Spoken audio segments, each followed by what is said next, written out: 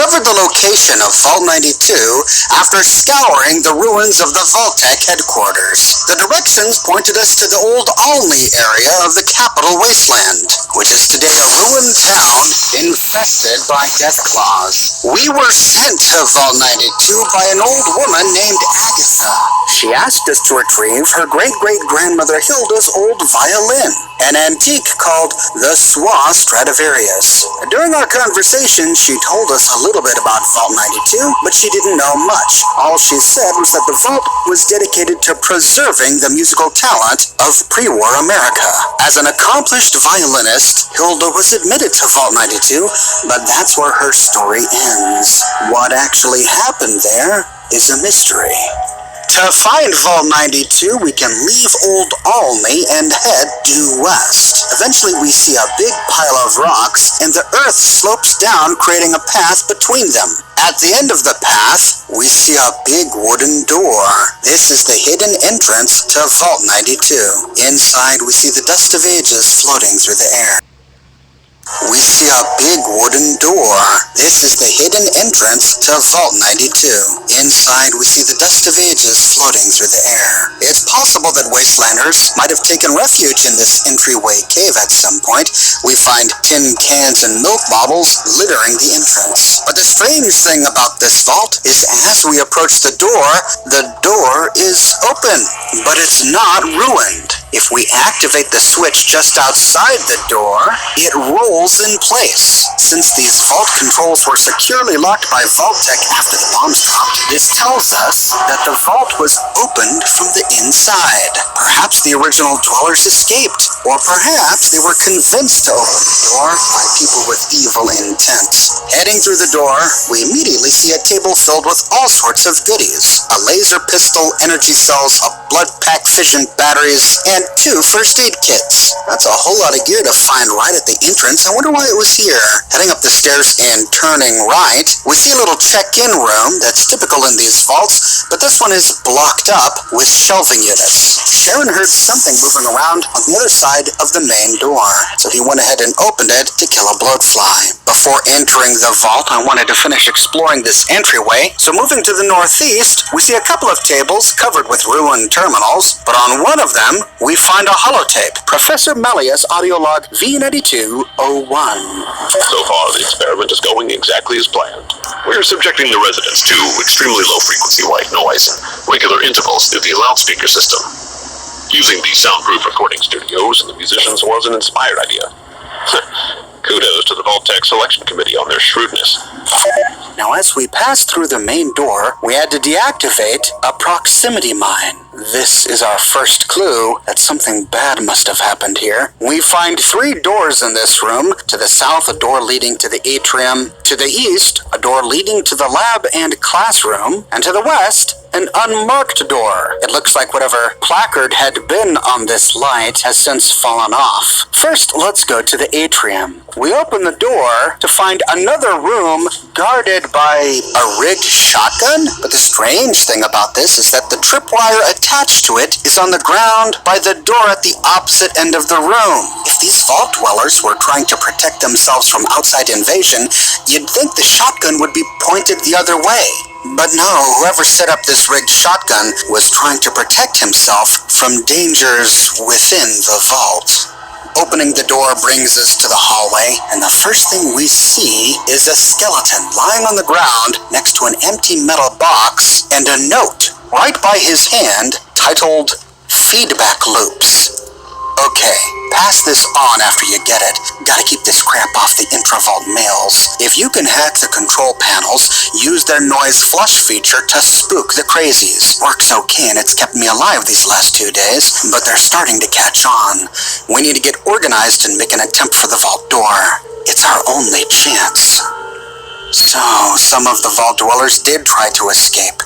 But from what? This poor fellow on the ground here must have failed, but presumably some succeeded, since we found the door open. The note mentioned crazies. Are the crazies invaders? Or could it be that some of their own members became crazy? To continue, we go down a staircase, at the bottom of which we find another frag mine. This hallway ends at an average locked door. Unlocking it leads to the atrium, which is infested with bloat flies.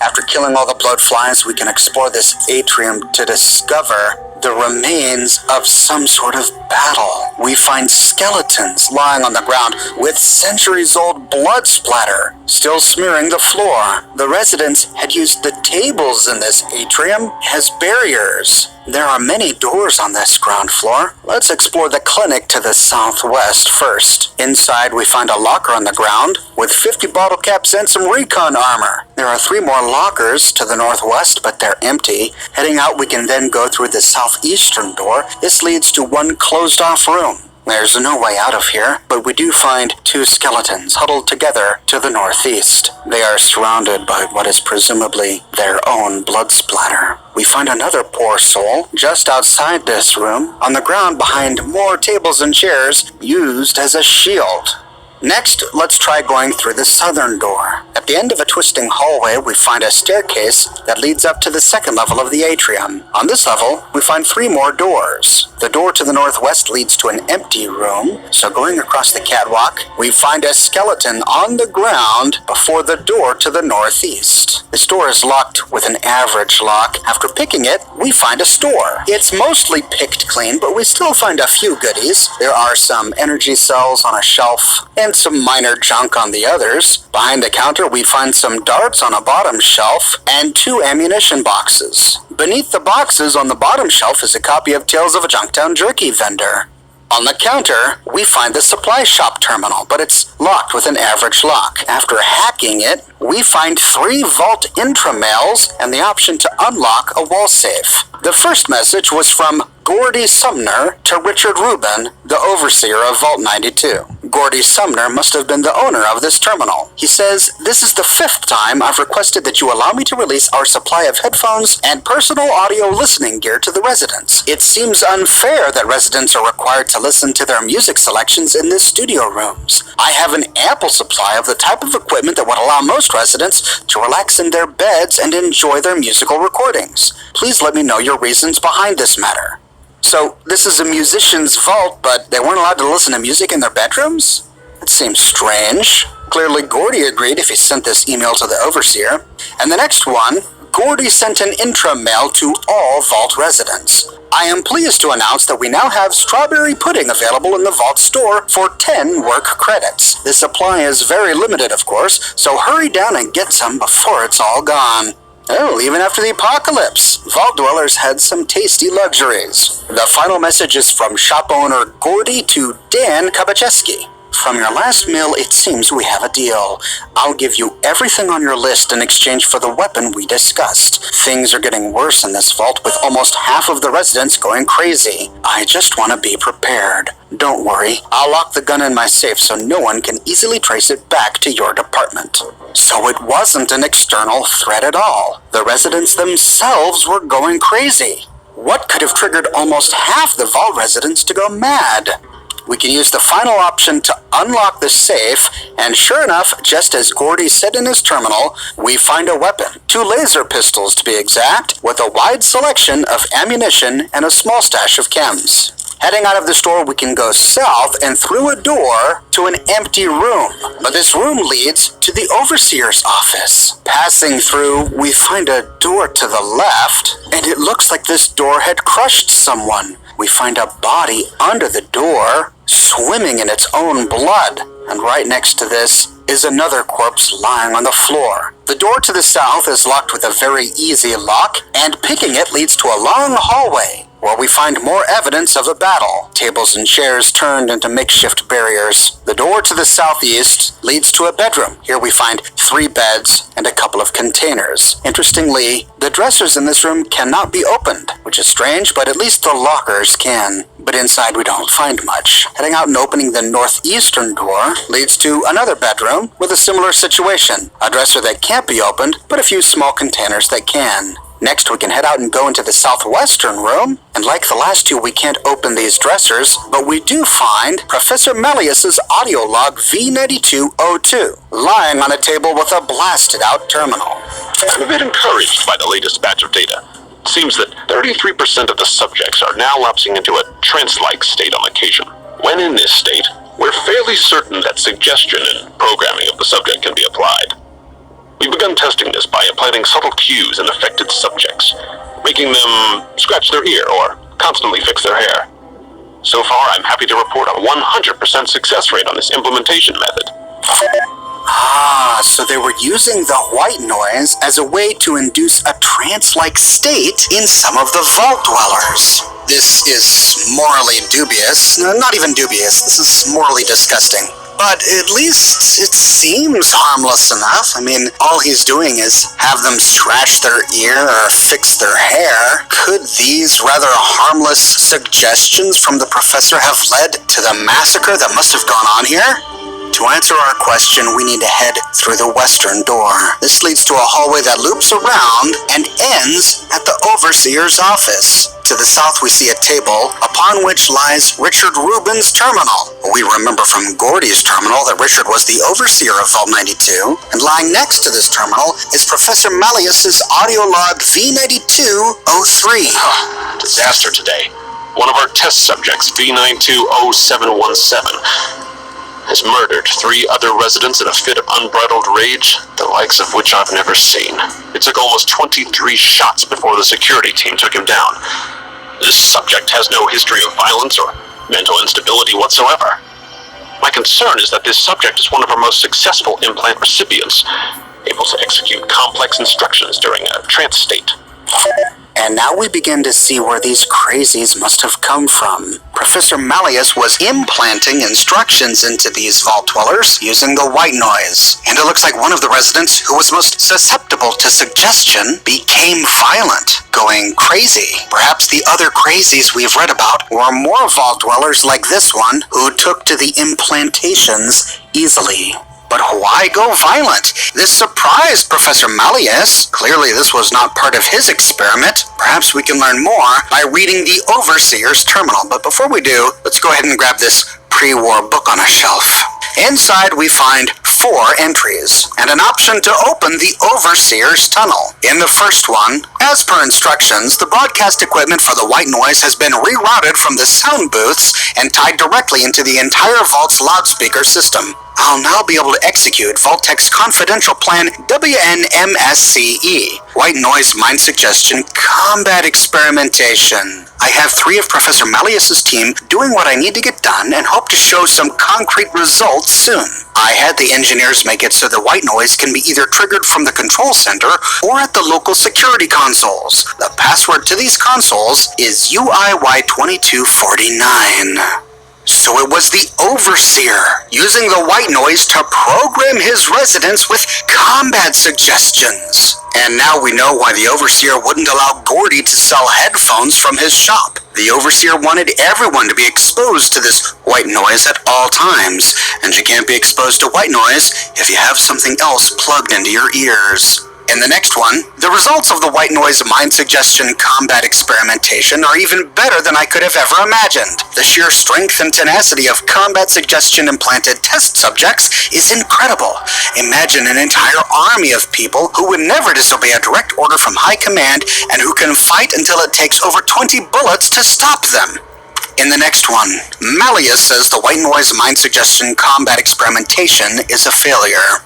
So there's been a few deaths. 1 step back, 2 steps forward. It's easy to suppress what everyone in the vault are calling crazies. I've added a command word in their suggestion implants. Simply say the phrase, "Sanity is not statistical," and they will stop dead in their tracks. I've informed the guards of this, but I've told them only to use it when out of earshot of anyone else. "Sanity is not statistical" is a quote from George Orwell's novel 1984. The main character Winston said this phrase to show that sanity is not dictated by the majority. Even if the majority of people do one thing, that does not make their one thing sane. If one man differs from the majority, that doesn't necessarily make him insane. In the next one, The command phrase is no longer working against the crazies. I don't know what the hell happened, but I'm losing control of the situation. If we don't get things under control soon, we're gonna have a huge revolt on our hands. Malleus is inciting the rest of the vault into action. I'm afraid, by the power invested in me by the Vault-Tec Corporation, I have no choice but to have him killed. What a waste. What a waste. What a fool. The Overseer himself admits that he's losing control of the situation, and then he wants to kill the one man trying to get the rest of the Vault Dwellers to save themselves?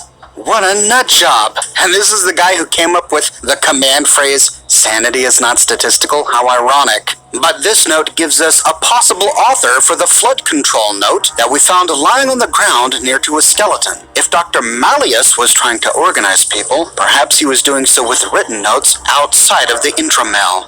We can then choose the final option to open the Overseer's tunnel.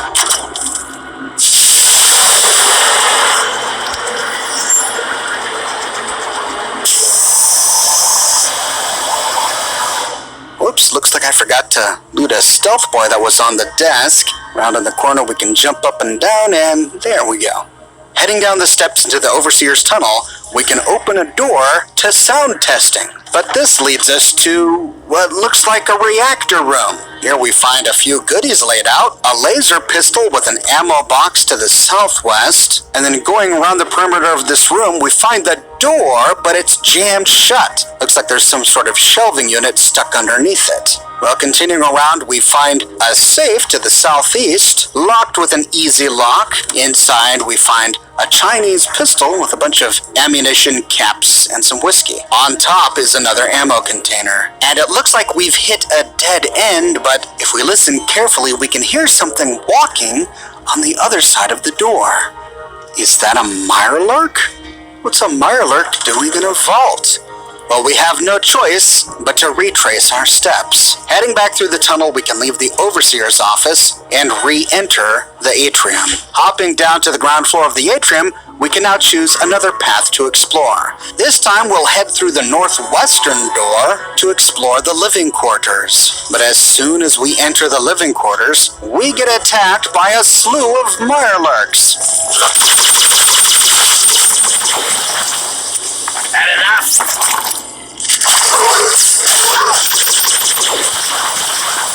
Need you to mess with me.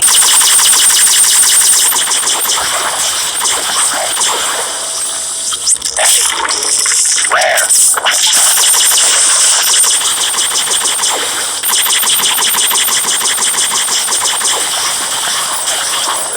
Good grief, they just kept coming and coming. After they're dead, we can go down this southern path, but this leads to a dead end. We can look through some windows, however, into what must have been a kitchen or cafe of some sort. Retracing our steps and rounding the corner, we find a wall-mounted terminal to the right next to the female dorm. This is the women's dorm security terminal. We need to be careful, though. Our perception tells us on our compass that there's another enemy to the northwest. Reading the terminal, we find 4 intercom options and a noise flush. The first one, intercom operator, doesn't work because the operator is unavailable. If we choose any of the other options, general services, kitchen, or climate control, we get error 862. Please speak with the operator. The only option we have is noise flush, and when we select it,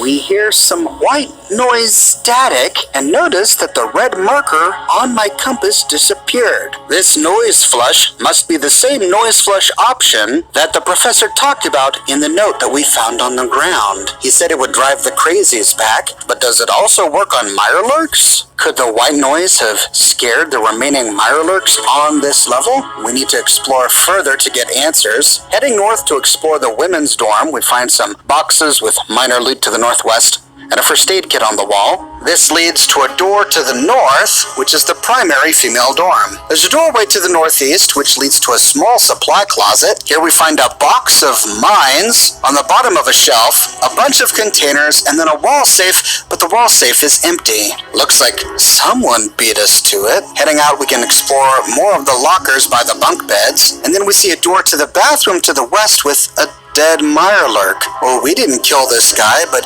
he did die recently. He must have died when we turned on the white noise. The white noise must have had some strange effect on the Mirelurk that killed him. The stalls are empty, but we do find the skeleton of a woman to the southwest. She's still clutching a teddy bear, telling us that perhaps this was a young virtuoso, maybe a young teenager, who was admitted to this vault because of her amazing musical prowess. Well, she no longer needs her teddy bear, so we can take it for little Marie. That's it for the women's dorm, so backing out, we can go across the hallway to what looks like a game room. We find a Vault-Tec lunchbox on a table, a pool table on the opposite end, and it connects to the east to a small little cafeteria. Here we just find some darts and minor loot. Opening the door to the west leads to a hallway next to the male dorm. Here we find another security terminal, which remember we unlocked after getting a password from the overseer's terminal, and this has all the same options as the women's security terminal, including a noise flush. I went ahead and tagged it just in case to make sure we've cleared out these Mirelurks. Exploring the men's dorm, we find a first aid kit under one of the tables, and like the women's dorm, we find a bunch more bunk beds and lockers. Opening a door to the north leads to the bathroom. In one of the stalls, we find a plunger, not that interesting, but in the final stall, we find a piece of paper lying on the ground behind the toilet. This is a sheet music book, which I suppose is fitting for this kind of vault. Checking our Pip-Boy, we find it in the miscellaneous section, and it doesn't really do anything. What could this be for? Heading out of the bathroom, we see another dead Mirelurk. Good thing I did that noise flush. And lying on the ground is a skeleton next to an assault rifle. Opening the door to the south, we find a supply closet, but lying on the ground next to a rigged shotgun on a nearby shelf is a skeleton. Looking on the ground, we see that the tripwire has already fired. Perhaps by the man whose corpse we find lying on the ground near the assault rifle. Maybe this man in the closet had set up this trap to protect himself, and he succeeded in killing the crazy who tried to attack him, but not before the crazy killed him. After disarming the rigged shotgun, we can loot a laser pistol on the box with some ammunition, and on the ground next to the corpse is a key code to data storage, which looks like a red pass card right next to a note. John Adiglio's note. I'm cut off and I don't know if anyone sane is left, so I've locked myself in this closet on B level. If anyone finds this note, let my family know I didn't go crazy like the rest of this place. Let them know that I died with dignity, when and where I decided. There's no way I'm gonna let the crazies tear me apart. I can't die like that. To my wife and kids, I love you all. This note almost reads like he committed suicide. We do find that laser pistol. Perhaps he set up this rigged shotgun and then committed suicide. A few hours later, one of the crazies opened the door and tripped on the tripwire. After looting a locked ammo crate next to this guy, we can turn to unlock an easy-locked wall safe to the west. Inside we find some caps, pre-war money, and a stealth boy. Heading out of the men's dorm to the hallway, we have two paths ahead of us. We can go north, or we can go south. Let's go south first. We find a staircase leading down to a basement level. Here we find more Mirelurk corpses that we killed using the noise flush. And this leads to a hallway where we find two skeletons. Looking through a nearby window, we got a Nuka-Cola Quantum over there. Let's see if we can go find it. Heading through the door, we go down a short hallway to open another door to the south, which leads to a room with more dead Mirelurks. Going west, we enter what must be some sort of security room. We find a few blasted out terminals and a small assortment of supplies on some of these shelves, including some darts. The lockers are all empty, but we do find that Nuka-Cola Quantum we saw earlier, and here we find the security terminal. Here we find three options: allow access, deny access, or noise flush. Choosing allow access first doesn't seem to really do anything, but then again, we already opened the door to this area, so instead let's try deny access. This option closes the door and sets off an incendiary trap in the hallway. Suddenly we realize how those two people died in the hallway. We can choose allow access to open the door again, and then noise flush. We again hear the noise, and it looks like one of the heads on the Mirelurks exploded, even though the Mirelurk was already dead. With this room explored, we can go east. We find a couple of options before us. We can loot some boxes and ammo containers on the shelf to the west, and then go through the northeastern door. Here we find quite a selection of explosives. We find pulse mines on one table and pulse grenades on another. These are some intense munitions for a vault dedicated to classical music.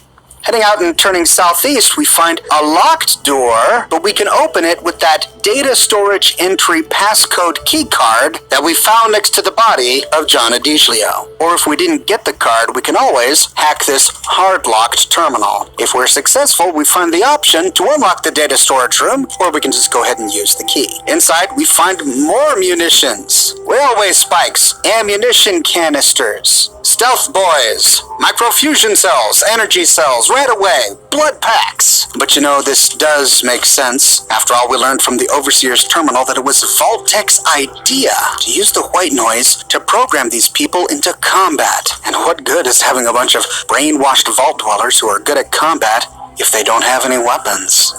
Heading out of this room, on a table to the southwest, we find Professor Malleus's audio log V9204. Unbelievable! We've had 12 more incidents in the past month mirroring subject V920717's actions. The shocking part is the savagery these aberrants exhibit when they murder. They rip their victims apart limb from limb and eviscerate them by hand. These used to be respected members of the musical community. How could this be happening? Where have I gone wrong? Even at this late point, poor Professor Malleus doesn't realize that his experiment has been hijacked by the Overseer, that the Overseer, under Vault-Tech's instructions, is giving them violent orders. The room next to this table must have been a small clinic. On a table, we find a DC Journal of Internal Medicine, and we see some medical equipment and a few patient beds. Here we find the laboratory terminal, and inside, 4 notes. The first note was from Professor John Malleus to Section 4 lab assistants. Congratulations on a job well done, everyone. It seems like the current white noise tests are complete successes, with less than a 1% margin of error.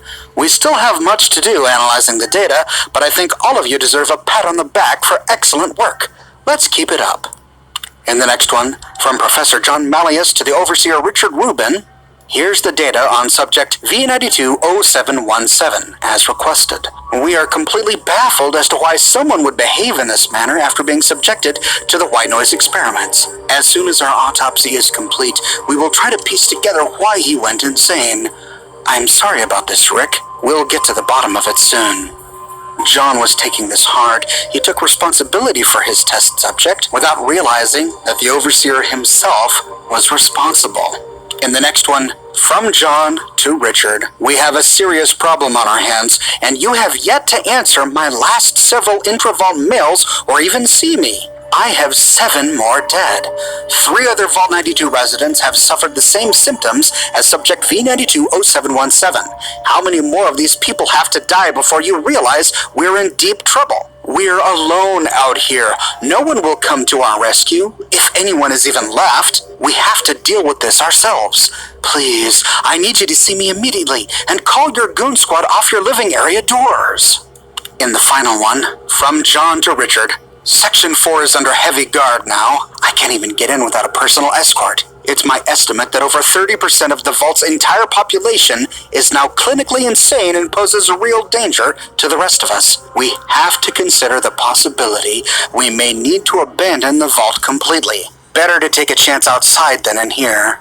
You still won't speak to me, and any attempt I've made to see you has ended in scuffles with your guards. It's obvious something's going on, and I'm gonna find out what. I just can't fathom how the Overseer could be so obtuse at this point. With nearly half the population going crazy getting weapons and attacking the other half, what could he possibly gain by continuing the silent treatment, by ignoring Professor John, by refusing to allow them to evacuate? There's just no logic here. Well, this leads to a dead end, so to continue exploring, we can retrace our steps and go north down the hallway outside the male dorms to the utility wing. On the other side, we go up some stairs and get attacked by some bloat flies. we see a sign on the wall pointing towards the clinic and cafeteria. There's the door leading to the north and a door leading to the east. We'll try going north first. We see a door to the reactor level on the other side of this room. There's not much here but rubble and trash everywhere, so opening the door to the reactor brings us to a hallway that leads us down 2 flights of stairs into waist-deep water. Oh, this is why we've got mirelurks. The reactor level has flooded, and sure enough, as we open the door, we have to fight our way through some mirelurks. Opening the southern door, we've got a mirelurk hunter to kill. Passing through this reactor room, we enter a room to the south where we find a couple of ammunition canisters on top of a shipping crate, and we can then head east. At the end of this long flooded hallway, we find another mirelurk king, and to the north, we find the engineering logs terminal. Inside, we find 5 trouble tickets. In ticket number 7, we learn that the engineer was named Carl Maynard. This ticket was about a lighting issue on B level. Fix notes. If I told Zach once, I've told him 1,000 times. Stop using the higher ampage ballasts in the lighting grid on B level. They'll overheat within days and blow out because the power taps up there weren't installed to spec. I had to replace 37 ballasts with type KO9A ballasts and use a power tap converter on each one. Billing my missed dinner with that sexy redhead violinist up in Women's Dorm 7 to Zach's work credit account. Ah, poor old Carl. Might have missed out on the love of his life. In Ticket 8, we see that the issue was about Section 4 security upgrades, but the fix notes have been overwritten. The only one with the power to overwrite is presumably the overseer. This ticket might have something to do with the installation of the noise flush on the dorm-level security terminals. In ticket number 9, we see that this one was issued to Carl's coworker, Zach Foxworthy. The issue was about an odd smell in the air conditioning system. This was nasty. Seems when Vault-Tec built this place, they decided to go ahead and parallel route the waste disposal dumping system with the air conditioning ducts. In some places, the ductwork is corroding, which has spread to the waste pipes. So now we have the waste products leaking into the venting. The airflow through the ducts is carrying the smell into most of men's dormitory 1, 2, and 5. Had to climb in there and patch it all up. In Ticket 10, this issue was about wall deterioration on D level, given to Carl Maynard. Fix notes ongoing. I have stress fractures and water seepage in 3 areas on D level. I can only conclude that there's an adjoining underground spring or lake that is putting pressure on the concrete walls. I have already patched the stress fractures and used the metal plating that we normally use for flooring to shore it up for now. I recommend we get all the engineers together on this issue and come up with some sort of more permanent solution. Otherwise, we'll be knee-deep in nasty groundwater or worse. Well, it seems like the or worse part of Carl's prediction came true. I doubt he would have been able to imagine mirelurks. Vault-Tec really dropped the ball here for a company as wealthy as Vault-Tec and with as much political clout. You'd think they'd be able to find a suitable spot to run their experiments, not spots that get flooded with water. But of course, this isn't the first time. A similar thing happened with Vault 19. Remember from my video on Vault 19, we learned that Vault-Tec accidentally constructed their vault on a big sulfur geyser. The sulfur smell leaking into the vault ventilation ended up contributing to the vault residents' paranoia. In the final one, the issue was a squeaky office chair given to Carl Maynard. Fix notes, this huge emergency was immediately addressed by our crack engineering team. We ran up to Professor Malleus's office and deployed the fluidic lubrication injector in an effort to stop impending doom from destroying us all. Okay, fine, we oiled up his damn chair. Is this really the kind of crap that's worth submitting a trouble ticket for? Well, it looks like Malleus wasn't above getting maintenance to oil his squeaky chair. But then again, he is a professor whose life revolves around sound. Suppose it must have driven him mad. Continuing forward to the west, we see a gas floating around in this room. I wanted to ignite it before I got myself in trouble later, so I backed on out and shot a few blasts from my master blaster. Well, looks like I didn't back out far enough. After we recover, we can open the door to the east where we kill another Mirelurk, and then the path rounds a corner and leads up a staircase to the south. At the end, we find a door that leads to another reactor room. Here we find two doors, one to the east and one to the west. Opening the western door first, we can go down a long hallway until we find an average locked door, booby-trapped with a frag mine. After deactivating the mine and unlocking the door, we find ourselves back at the entrance. We see the maintenance hatch leading outside and the doorway to the atrium. So at least now we know where this door led. Retracing our steps, we can instead open up the eastern door. Here we see signs, clinic and cafeteria behind us, classroom and equipment room ahead. Down a stairwell, we find an operating room to the left with bloat flies inside.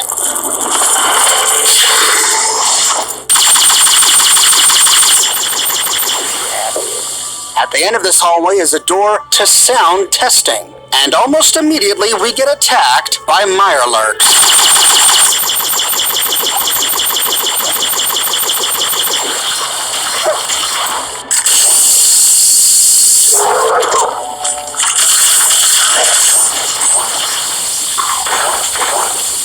You like that? We can go south or west. Going south first, we see a sign pointing towards the classroom. The classroom is to the right, and inside we see a projector still projecting onto a projection screen. But we don't know exactly what film they were projecting. It is presumably lost. Here we find a couple of lockers with some Nuka-Cola, and on the teacher's desk right next to a ruined terminal is Professor Malleus's audio log V9205. The situation is getting out of hand. Over half the population of the vault is exhibiting savage tendencies. We can only assume our noise experimentation has awakened some dormant part of their psyche, brought their primitive nature to the surface. In essence, I feel that they are almost psychologically devolving. I was stupid for rushing these experiments. Now over 35 people are dead. Professor Malleus rightly identifies his experimentation as the source of this apparent psychosis. He blames himself. But as we learned from the Overseer's terminal, he doesn't fall into despair, but instead rallies the survivors to lead them out of the vault. I wonder if he was successful. From this room, we can open a door to the west, and it looks like we found a practice room. We find music stands and chairs set out, but no Schwa Stradivarius. Turning around and entering the room directly across the hallway from this one, we find the first chamber to this room mostly empty, but the second chamber to this room has a still functioning terminal on a table surrounded by stim packs. This terminal belonged to Zoe Hammerstein. Could this be a reference to Oscar Hammerstein of Rodgers and Hammerstein fame? On the terminal, we find 4 entries. The first, Zoe's thoughts. It's so wonderful to be surrounded by all this talent. Little old me, who can barely play the violin, is sitting among some of the world's greatest musicians. I still can't believe my luck. Today was great too. I was able to record an entire symphony, Haydn Symphony No. 3 in D minor. It was so beautiful, I could barely keep up with everyone else in the string section. But they were so nice. They encouraged me instead of being stuffy jerks or something. Best of all, they record all of it and then let you hear yourself play on the studio's speakers. I can't wait until tomorrow. I hear we're doing a piece from Dvorak. Uh-oh. From this evidence, I think we can conclude that this vault wasn't really to preserve the nation's musical talent. Zoe here even admits that she can't compare to those around her, which makes you wonder why they let her in. I'm thinking that since their nefarious experiment was, of course, the primary purpose of this vault, that they weren't really too picky, which makes me wonder if Agatha's great-great-grandmother Hilda was all that talented to begin with. Another thing, Zoe mentioned Haydn Symphony No. 3 in D minor, but Haydn never made a Symphony No. 3 in D minor. He made a Symphony No. 3 in G major. His D minor work was called String Quartet Opus No. 76, which he wrote over 35 years after writing his Symphony No. 3. Now we could chalk this up to the Divergence, but the problem is that the Divergence happened in the 1950s, but Haydn wrote his Symphony No. 3 in the 1760s. Either Zoe was so musically inept that she didn't know that Haydn didn't have a Symphony No. 3 in D became minor, or in this world he did, and we must conclude that the divergence might have happened in small snapshots before the larger divergence in the 1950s. In the next entry, more of Zoe's thoughts. I've been feeling a little sick lately, kind of woozy after playing in the studio usually. It gets so stuffy in that place, but it's sure worth it. I know I'm getting better just from watching my fellow violinists' techniques. They don't even mind giving me some pointers. Tonight, a bunch of us girls from the string section are going to go down to the rec hall for a dance. I hope that cute sound guy Parker asks me to dance. He is dreamy. I kind of had the impression that these were all old ladies. She even referred to herself as little old me in the first one, and yet she describes this guy Parker as cute. The next entry says more of Zoe's thoughts, but it's highly misspelled. There's improper capitalization, the words have too many letters, there's a complete lack of punctuation. I'm not feeling very good. I can't concentrate. I went to Dr. Benzion's office, but he just said it's stress and to take it easier for a while. I think all of the time I'm spending in the sound studio is making me tired. I can barely type anymore. I'm shaking so much. Oh no. It looks like Zoe may have been one of the highly impressionable residents of Vault 92. In her last entry, we see evidence of a near-complete transformation. Keep, please, help me. Ouch, order, fall, help me. Lost mind, can't stop them. Get out of my head. This poor woman, who at the very beginning was so happy to be here, among artists, among new friends who respected her, even despite her lack of talent, was so excited to dance with Parker in the rec hall. She became one of the crazies. I wonder which of the many skeletons we've seen so far was hers. Backing out of this room and heading south, this pathway loops all the way around the classroom. We see a door to the left, but it's blocked by a shelving unit, and this looks kind of familiar, and then we remember that room beneath the overseer's office. This must be that very room. But wait, we remember hearing a mirelurk wandering around. Time to be careful moving forward. Rounding the next corner, we can take it to the end where we find a path to the left, but to complete this loop, let's turn right here and explore the small shop or utility room here to the left. We find a toolbox on the counter, a few more boxes behind the counter, some music stands, and one pre-war book on a bookshelf to the west. Heading into the adjoining room to the north, we find a big tool cabinet with scrap metal inside, and a bunch of boxes on the ground covered by some fallen over shelving units. But there's nothing terribly interesting in any of these containers. So that finishes this loop. To continue exploring, let's head out, turn west, and then continue southwest down the hallway. We find a split to the left leading to a lab, but let's follow the path forward to see where it leads. We arrive at a door to the atrium. This brings us out to that final door in the atrium. Here we find another body on the ground. This one looks as if he or she was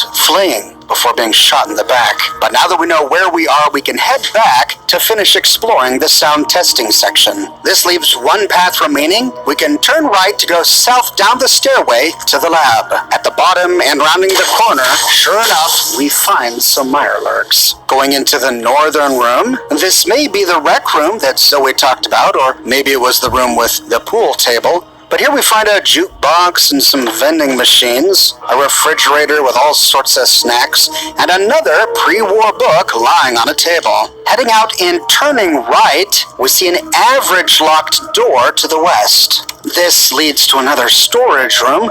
We find some darts on a bottom shelf, a couple of boxes, and then some jets, and a stealth boy, and some psycho. There are ammunition boxes in the corner, microfusion cells, and against the northern door, an average locked wall safe. Inside we find almost 200 bottle caps. We can grab the stim packs and railway spikes on the shelf as we walk out, and this leaves one path before us. Rounding the corner to the south, we see that the hallway splits left or right. Let's start by going left, and here we can find the final mirelurk. In the nearby room, we see a flickering terminal on a table. Directly behind the terminal are two windows which appear to be looking into a practice room or some sort of studio. We see music stands standing up in the dim light. On the table next to this terminal is a copy of Nikola Tesla in Jew, and we find Professor Malleus's audio log V9206. I can't believe what I've discovered. Just before he died, one of the security team members told me everything. The Overseer has been implanting these murderous intentions in the entire Vault population without my knowledge. Using the loudspeakers in the dorms instead of just the studios, he subjected everyone to the white noise as they slept. He then implanted combat suggestions he claims came from Vault-Tec itself. He must be completely insane. No observation, no controls. I'm going to have to confront him now and make him pay for what he's done. Half the Vault is dead. The other half, fighting for its life. Good luck to all of us. And may God have mercy on our souls. Well, he's not insane. Vault-Tec really did give the Overseer those instructions. He was following orders. But of course, that doesn't make any of this right. And Professor Malleus is justified to be as incensed as he is. After all, he was played for a fool. On the studio computer, we find 4 options. The first is to open the recording studio. We see an update. Studio in standby mode. We can then read Vault Mail number 339. This was from Parker Livingston, the studio supervisor, to the engineering staff. Ah, Parker, this must be the very same fellow who Zoe had a crush on. Hey guys, I'm not sure if this is even worth putting an official trouble ticket in for, but I'm getting some sort of odd pitch overlay on my sound equipment. It's almost like another signal is leaking from maybe the Vault intercom network or communications gear and piggybacking on everything I record. It's barely noticeable, but I can definitely see it on my scope. Do we have any cross-wiring issues or faulty cable insulation problems on sea level? In the next one, 344, we find a note from Parker to Hilda Egelbrecht. This must be the very same Hilda whose violin we came to retrieve, Agatha's great-great-grandmother. I just wanted to take this opportunity to send you an intra-Vault mail regarding the wonderful session you performed this afternoon. The sound you coaxed from your Stradivarius is bar none the most haunting, beautiful thing I've heard here to date. I was wondering if perhaps we could get together tomorrow evening and discuss this in a more intimate setting. Uh-oh. Poor old Zoe. Looks like Parker's affections are placed elsewhere. And in the final one, mail 350, we again find a note from Parker to Hilda. But this one is much less formal. Hi, Hildy. Just wanted to send you a quick note. Our session together yesterday was wonderful. I'm glad the studio doors lock, otherwise some of your stuffier fellow musicians might not appreciate how closely you and I work. Make sure when we meet tonight you bring your delicate instrument. Oh, and your violin, too. I have an idea of something we can do with the bow, a new technique I've always wanted to try. Oh, God. That just sounds horribly uncomfortable. Violin bows weren't meant for that. So should we tell Agatha about her grandmother, or kind of keep that one quiet? After all, some things are better left unsaid. But as we arise, we see that by unlocking the door to the studio room, we've powered on the lights. Heading out, going around the corner, and this time going west, we can open up a door to the studio room. And as we do, we disturb a corpse. This body had been leaning against the door, and in his hand was a laser pistol. We see 2 more corpses here, one sitting in a chair and one lying on the ground. And also, an easy locked wall safe to the south. But inside we don't find anything terribly interesting. It looks as if these 2 people were having a private recording session. Perhaps these are the remains of Parker and Hilda. After all, we saw in the terminal that Parker and Hilda had planned to meet that night in a private studio room for one of their sessions. It may be that while they were in here cavorting, one of the crazies burst through the door with a laser pistol and killed them. But this doesn't explain how the murderer ended up dying. After all, we don't see any weapons by Parker and Hilda's corpses. You know what would make this even worse is if the person with the gun was Zoe. What if she, in her degenerative state, with her mind long gone, saw Parker and Hilda in this room, and her primal jealousy took over? She burst through the door and murdered them both in cold blood, then, experiencing a brief moment of remorse, turned the gun on herself for killing the man she fancied. But wait, Parker told Hilda to bring her violin. If this is really the corpse of Parker and Hilda, we should find the Swa Stradivarius. And look at that. In the southeastern corner, lying on a table, we find a familiar triangular violin-shaped case. Peering through the glass, which is now covered in dust and grime, we see a beautiful red violin. This is the Swa Stradivarius. After looting it, we complete this objective and are now told to return the violin to Agatha. But for now,